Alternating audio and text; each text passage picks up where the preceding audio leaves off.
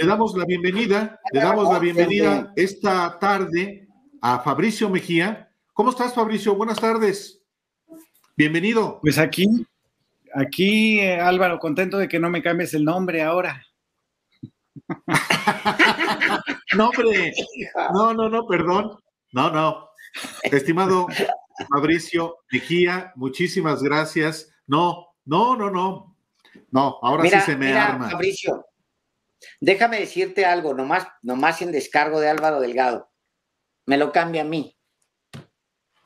Sí. Transmitimos todos los días, platicamos todo el día. Me lo cambia a mí.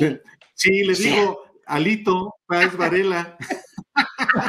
Qué cabrón. Oigan, si ustedes no han visto la columna, no han leído o visto en YouTube la columna de Fabricio, pues no está mal que le hinquen el diente. Es un texto muy interesante, muy profundo. Se llama Inventar una oposición. ¿Cómo inventar una oposición? Ese es el título. Lo van a encontrar en el canal de Sin embargo al aire. Y es una revisión. Nosotros ayer andaba Fabricio ya ocupado el día de ayer, ya no pudimos tenerlo ayer mismo porque nos llamó muchísimo la atención el texto, como todos sus textos, por supuesto, son buenos. Y él hablaba justamente sobre esto, la oposición, una manera de pues, definirla. Luego, en el tiempo.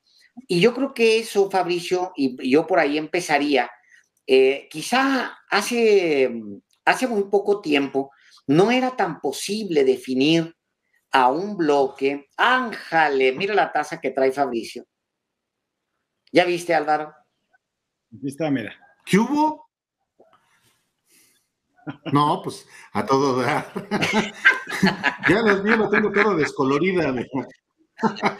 Bueno, ya vienen nuevas tazas, ya las enseñé, las mostré en algún momento, por ahí andan. Pero me regreso, me desvié, perdón, Fabricio. En el planteamiento, creo que hace muy poco tiempo era muy difícil ver a la oposición, las fronteras, digamos, de la oposición. Era muy complicado poder decir, hace un momento decía yo, que yo en lo personal, la gente ya dirá lo que la gente quiera, pero yo en lo personal considero a Carlos Loret dentro de un grupo de opositor, o sea, como parte de un grupo opositor, lo mismo que a Mexicanos contra la Corrupción, y ellos lo han demostrado en el tiempo, no es algo que yo me estoy inventando, pero hace muy poco tiempo era muy difícil meter a ese grupo opositor a los empresarios, a los intelectuales, etcétera, porque no estaban bien definidas esas fronteras. Y creo, si me lo permites, de alguna manera es parte de esto que planteas aquí, que en este texto, que es importante que lo vean, hay ya fronteras mucho más definidas en la oposición, Fabricio. Sí, yo creo que se han ido delimitando los intereses y las formas de acción que buscarían tener una base social para la oposición, que no tienen hasta la fecha. Hay esta idea del feminismo de derecha, es decir, el feminismo que no cree en los derechos reproductivos de las mujeres ni en el sistema de cuidados, sino que creen en el empoderamiento, que sería pues, tener 3 trabajos. Y esta otra ala, digamos, que es el ambientalismo, que se fija en el consumo, digo, en la producción más bien de el petróleo, el gas, etcétera, y no se fija en el consumo, ¿no? Porque fijarse en el consumo, pues sería fijarse en los millonarios, en los que tienen jets y aviones privados, y se voltearía, digamos, el mapa del mundo si evaluáramos el consumo de fósiles y no su producción. Pero bueno, es ese tipo de ambientalismo. Y después una serie de luchas, digamos, muy particulares, por ejemplo, la del CIDE, que tratan de expandir hacia todos los universitarios, incluso hacia la inteligencia del país, hacia la ciencia, las artes, etcétera, pero bueno, solamente es el CIDE. Y otro tipo de planteamientos, como por ejemplo que hay autoritarismo, que el presidente está en contra de la libertad de expresión, que está en contra de las mujeres, que está en contra de la ciencia, porque sacó un amuleto una vez en una mañanera. Es decir, es esa oposición que trata, digamos, de encontrar algún discurso que le permita una base social. El problema es que no salen de su casa y están redactando el México ganador desde sus casas, ¿no? Ahora, leí, por supuesto, tu columna y hay una parte que a mí me llamó la atención y así la difundí a través de mi cuenta de Twitter. Dice, un párrafo breve, tomémoslos en serio, se refiere a los opositores, porque están mandando señales de alarma. Deriva, Tobogán, SOS, titulan sus manifiestos. Tendámosles la mano para que no se ahoguen en sus propias ficciones. Estás llamando a que se les ayude, porque están pidiendo auxilio, Fabricio. Pues sí, imagínate que es un sector de la población, que es alrededor del 20% en las encuestas, que nunca tuvo la necesidad de hacer política. En la cúpula, digamos, pues todo era el acuerdo con el presidente o, en todo caso, con quien ponía el presidente. Y abajo, digamos, eran pues todos estos empresarios que pues no se preocupaban por la política. Y ahora han tenido que aprender a hacer política y la verdad es que es divertido ver cómo dan sus primeros pasos, cómo confunden las quejas con las demandas, cómo creen, por ejemplo, que la República de Twitter es la República Mexicana, que la suspicacia, ¿no?, de corrupción ya en sí misma es la realidad de la corrupción, ¿no? Esta frase de lo que aparece como conflicto de interés es conflicto de interés.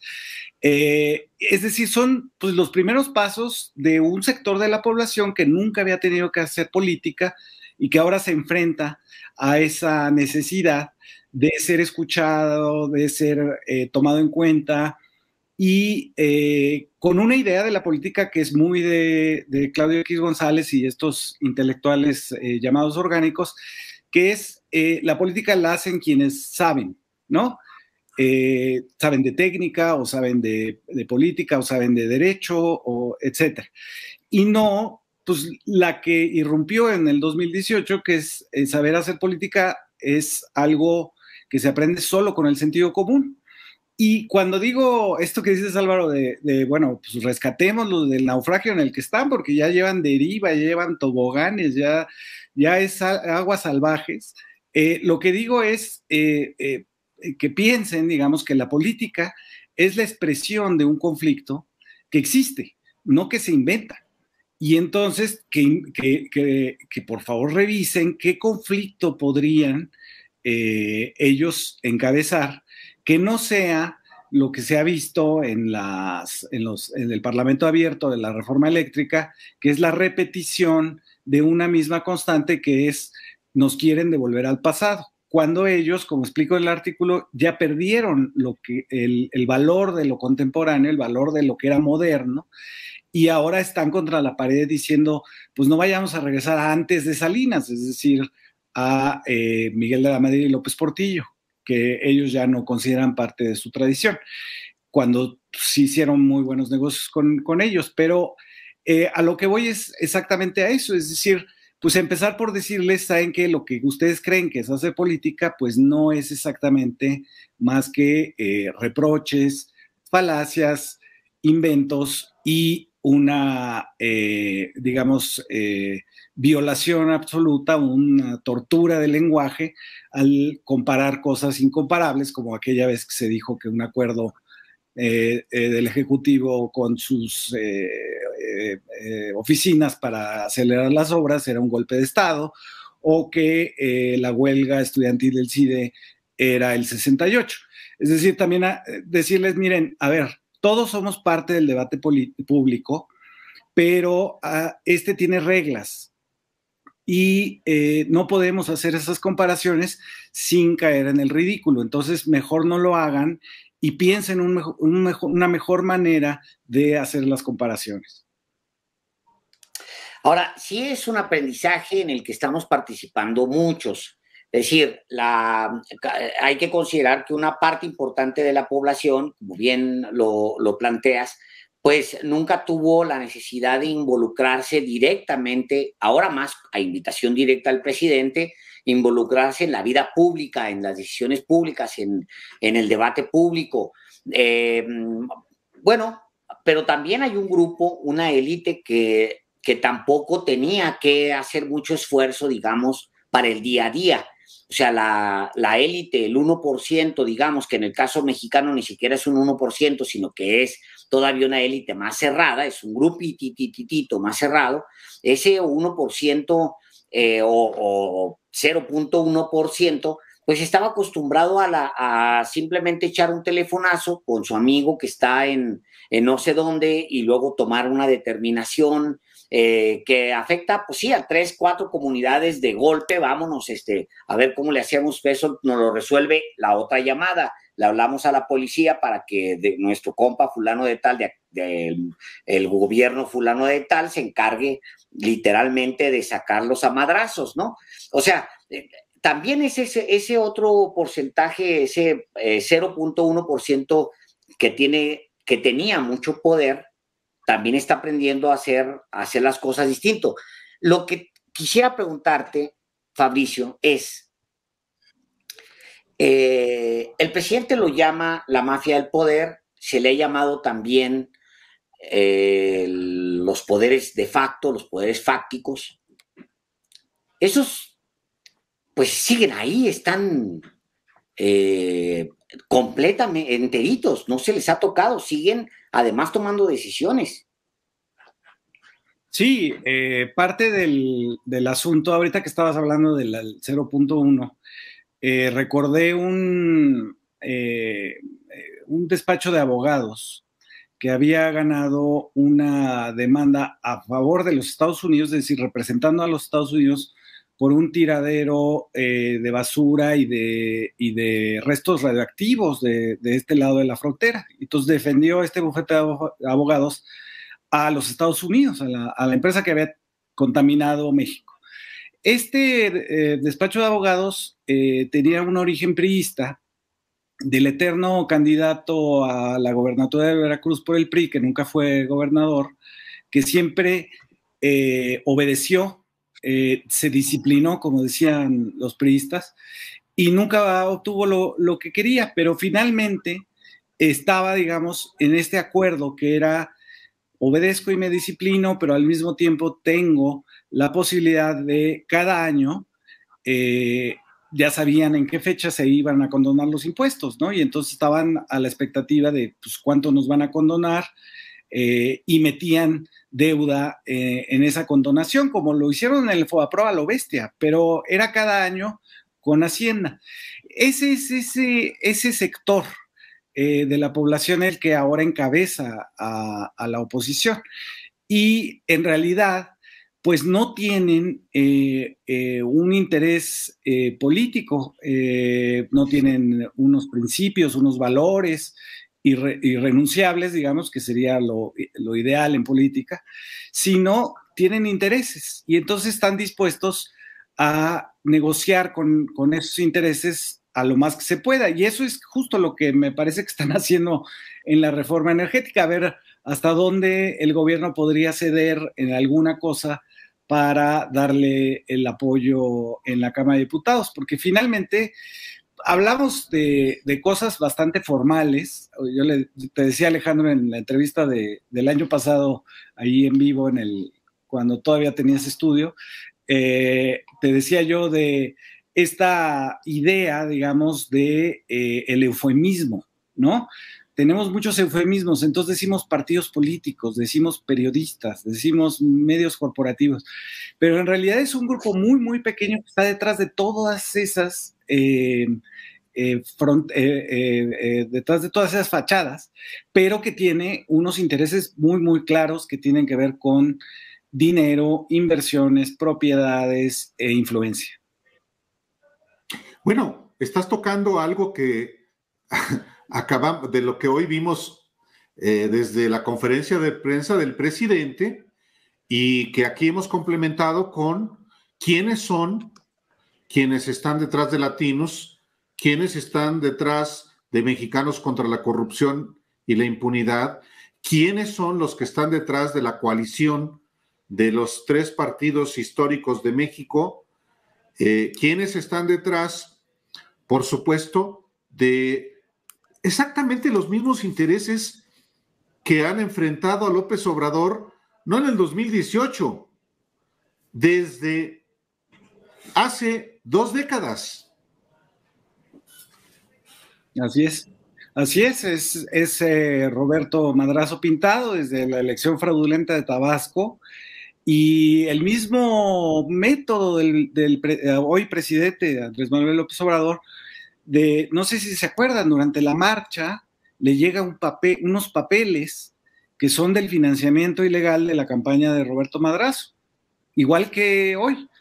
Hay un papel ahí que por supuesto no es, andan diciendo que violó el artículo 16 de la Constitución y no sé qué, pues no presentó un documento oficial, presentó una hoja, no es un documento del SAT, pero desde entonces es este enfrentamiento con ese mismo grupo.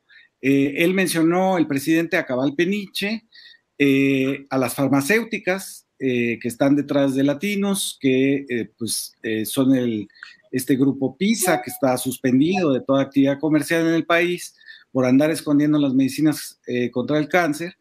Y es ese mismo grupo que se niega, digamos, a entrar a un nuevo arreglo institucional, que sería lo deseable, ¿no? Pero al mismo tiempo, todo el discurso de la oposición es el que polariza es el presidente, el que viola la privacidad es el presidente, cuando ellos están haciendo eso y muchísimo más, porque lo que no han entendido es que van a tener que llegar a un arreglo institucional con ese presidente para poder sobrevivir o acostumbrarse a hacer política.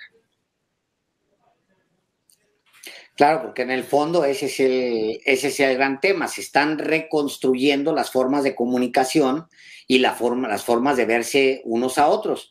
Y en gran parte de la riqueza del texto es esa definición que hace tu texto en sin embargo, cómo inventar una oposición, es cómo pues construir algo que pueda enfrentar esto otro que está ahora mismo en el gobierno. Ahora, volteando a ver, Fabricio, y esta sería mi última pregunta, volteando a ver de manera crítica a Morena, ¿será suficiente Morena para capturar la fuerza que es evidente del López Obradorismo?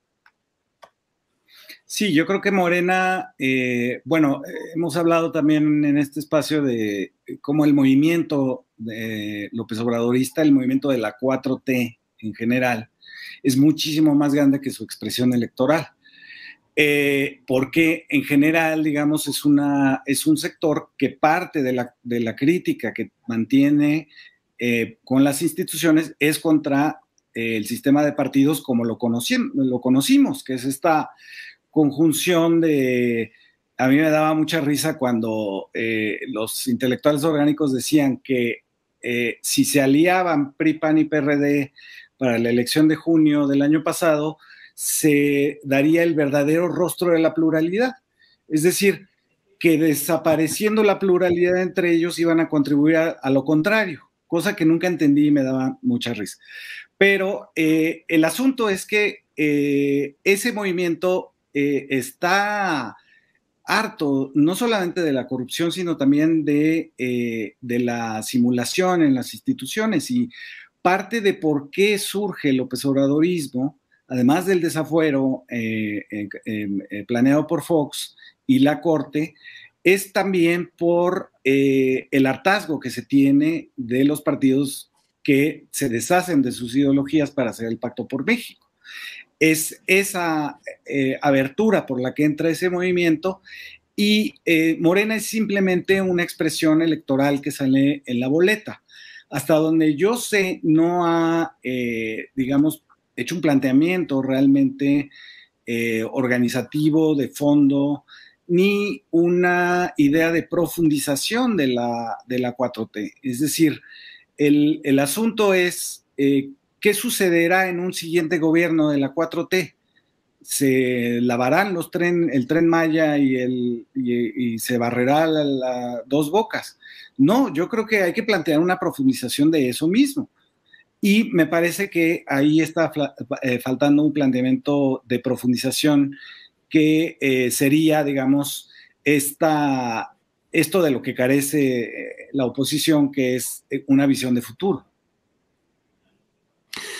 Fabricio Mejía, como siempre, qué gusto que puedas platicar con el auditorio de los periodistas y que por supuesto que te pueden leer en Sin embargo MX, en esta colaboración que nos hace favor de compartir. Muchísimas gracias, Fabricio. Fabricio Mejía. ¿No? Ya estuvo, Álvaro. Ya. Claro, te voy a disparar las heladas. No, ya. Es lo que te iba a decir. Sí, sí. Bueno, sí, dispara unas, pero le quitamos como unas 3 al Álvaro. Exacto, son entre tú y yo nada más. Se pronostican heladas, Fabricio. Un abrazo. Así es, un abrazo. Yo ya me las puedo tomar. Un abrazo. Ustedes todavía no. Ya. Ahorita te alcanzamos. Gracias. Ahorita te alcanzamos, no te preocupes.